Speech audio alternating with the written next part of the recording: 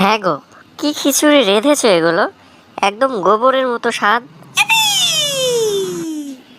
হায় আল্লাহ, এই লোক না জানি আর কি কি খেয়েছে।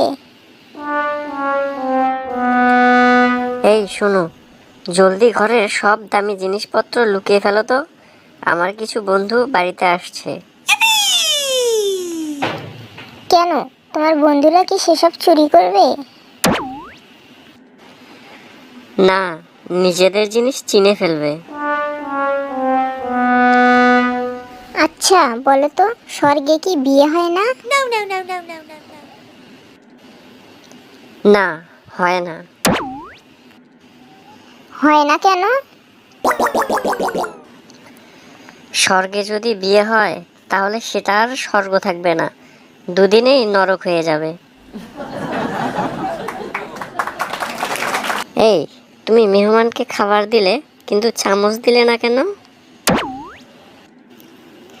আমার ভয় লেগেছিল। কেন, কিসের ভয়? না মানে চামচগুলো আমি ওদের বাসা থেকে এনেছিলাম, দিলে যদি টের পেয়ে যায়। আজ জীবনে কোনোদিন আমি এ মুখ হব না। থাকো তুমি একলা, আমি চললাম বাবার বাড়ি। যাও যাও, আর এই নাও, যাওয়ার ভাড়াটাও নিয়ে যাও। আর ফেরার ভাড়াটা কে দিবে শুনি? বলো তো, স্বামী ও গাধার মধ্যে পার্থক্য কি? স্বামী গাধা হতে পারে, কিন্তু গাধা এত বড় গাধা নয় যে সে স্বামী হবে। এই তুমি কি করছো? আমি তো মাছি মারছি। তা কয়টা মারলে? মোট 5টি, 3টি পুরুষ মাছি আর 2টি মেয়ে মাছি। কি করে বুঝলে? 3টি মাছি বসেছিল মদের বোতলের ওপর আর 2টি টেলিফোনের ওপর।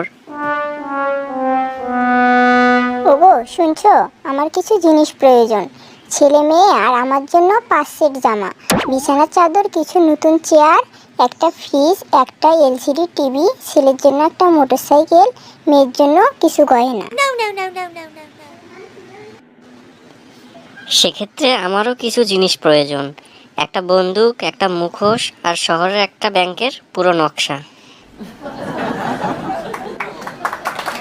ওগো শুনছো, একটু পর আমার একজন বন্ধু আসবে। গাধা, বোকার হদ্দ কোথাকার! করেছো কি? দেখো না ঘরের কি অবস্থা, ভাঙা ফুলদানি, কাচের প্লেট, ঝাড়ু, ঘর জুড়ে সব ছড়িয়ে ছিটে আছে। এই জন্যই তো ওকে আসতে বলেছি, গর্ধবটা বিয়ে করার কথা ভাবছে।